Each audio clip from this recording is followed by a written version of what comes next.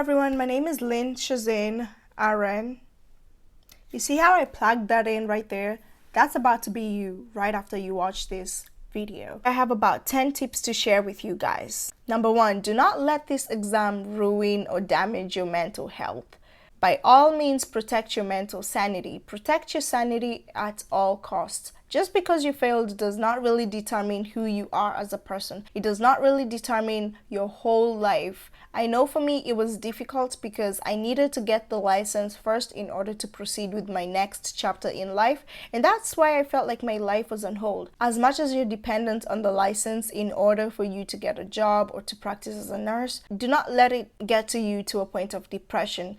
Evaluate your coping mechanisms, do what works for you, and know that it's okay to feel discouraged from being unsuccessful from the first attempt. Which leads me to my next point, accept that it's okay to fail. Not many people usually share when they're failing anything. They always share the positives, they always share when they're successful on something. But for me, I took it as God was helping me to empower someone else who might be in the same position as me, because I am never afraid to share my failures with anyone. If at all, I know I am helping someone at one point or another, and that's literally where my joy comes in. For all your friends that you see that, oh, I got my license, you don't know what they had to go through. Maybe they failed on the first attempt, but they just don't want to say it, they don't want to put it public, they just want to share their wins. So stay true to yourself. Do not really compare yourself to how others' journeys are set up.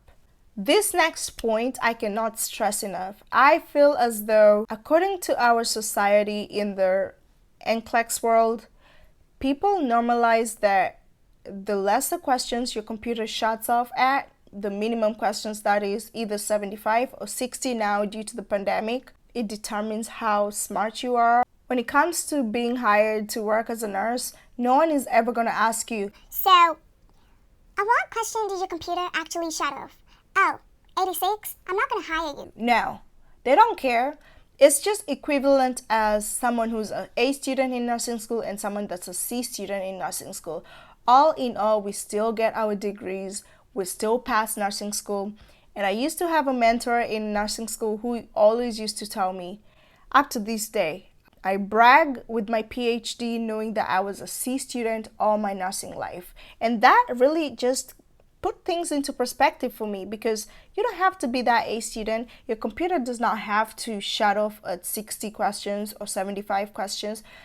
All that matters is you passed. You got your license, you can practice as a nurse, period. This next point is, do not have expectations when you go to the testing center. I know, as good as it sounds to just take the test in about an hour and some change might feel better than someone having to stay for the whole 6 hours.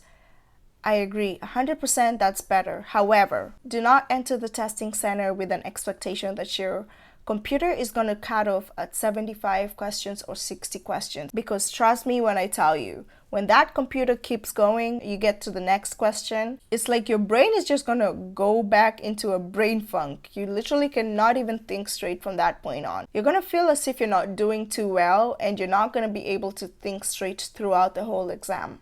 You never know. The computer just needs to be sure that we're cutting off because we've already established that this person is a consistent test taker and they're competent enough according to the best ability, and they do not need to give you further questions. So do not lose hope when your computer keeps going.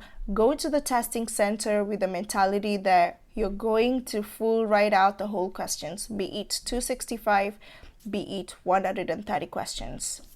As for me, when I was testing, I have a detailed story. I'm going to link it up here somewhere. But I went into that testing center knowing that I'm going to do the whole 130 questions for 4 hours. I was really prepared. I told myself when the computer gets to around 75, I'm going to take my break, come back and tackle the rest, and going full force this time. But when I saw my computer just shut off at 60 questions, I did not expect it. I refused to check at the corner to see the time and the number of questions I was at. I remember the last time I checked was at 45, so I just kept going. I didn't want to check. Then boom, I just saw blank. And that's just to tell you that because I already prepared myself psychologically that I'm going to sit for the whole 130 questions, to me, I took it as, okay, thanks for the gift. I mean, I took it as a surprise for me. Thank you. I mean, I did not expect this, but thank you. I was ready, but thank you. And that's the mentality you need to have in the testing center. My next tip is, whatever number this is, being that you were unsuccessful the first time you tested, take the envelope that Boards of Nursing sends you, assess the score sheet, and ask yourself, which category do I need to practice more on? Because doing so just helps put your study plan into perspective. It helps you gauge better there. I need to focus more on this category because let's say you ignore focusing on this category because you hate it. Nclex is going to grasp onto it. You never know. Nclex likes to focus on one category or one topic to give you the questions a lot. And on my first 2 attempts, I realized that the question, ever since I answered the first 15 questions that gauges where you are with the questions just started being redundant. I saw the same type of questions over and over again. So this is why I'm telling you, emphasize on your weak points a lot, but also do not neglect the other categories. Just put a little more emphasis. If you're studying for all the categories at this level, just study up to this level or higher on your weakest points, and that way you can balance it out. The next tip is be realistic with your study plan. Now, this is important so that you do not get burnt out when you're forcing yourself to study for 12 hours straight, knowing damn well your mind is not even retaining anything you're studying. It's usually around hour 9 or so that your mind shuts off from everything and you're just exhausted. At this point, stop. Stop and watch something, do something, be prepared for the next day tomorrow. Know yourself. Know that you can go for 6 hours, maxing out and studying, of course with breaks in between. The way I did it, I told myself every 1 hour I'm gonna take a 10-minute break, stretch around, go to the bathroom, eat something real quick, and then come back and continue. Somewhere between noon and 1 o'clock, I would take my 1 hour lunch break, then do the rest of my 3 hours all over again. So at any point when you feel tired or you want to take a break, take that break. At any day when you feel like I can't do this today, it's okay to relax. It's okay to take a day off, do something relaxing. I know you're gonna feel guilty. You're gonna feel like, oh, I should be doing something right now. I should be studying. But really, you're doing yourself a favor. You're replenishing your brain cells in order to grasp information better. So keep that in mind. My next point, we're almost done, 2 more left, is stick to a consistent study schedule. Do not study today, do 20 questions today, do 10 questions tomorrow. You're like, okay, yeah, today I don't feel like studying, so I'm just gonna wing it out. No, have a schedule. Tell yourself that today I'm gonna cover this much, tomorrow I'm gonna do this test, the next day I'm gonna remediate the previous test from the previous day, and so forth. But one thing to keep in mind is your lifestyle. If you are a working person or you have a full-time job, you're a full-time student, I do not advise you to max it out like I did, because I'm just a full-time student. Like, I did not have a job, I was not working, so this was me in the house 7 days a week. If you're someone that's working, you have kids in the house, just know when to set time aside and be consistent with it. Now, this is a big one. Stick to one resource for studying. Please do not confuse yourself with 43 other books to study for the Nclex. Stick to at least 1 to 3 books that you really rely on. I stuck with Kaplan all throughout. But in the beginning, before I got serious with my studying, I used Saunders and ATI. However, if I was to choose one, I will definitely max it out with Kaplan, just so I don't confuse myself. What worked for someone might not work for you, and vice versa.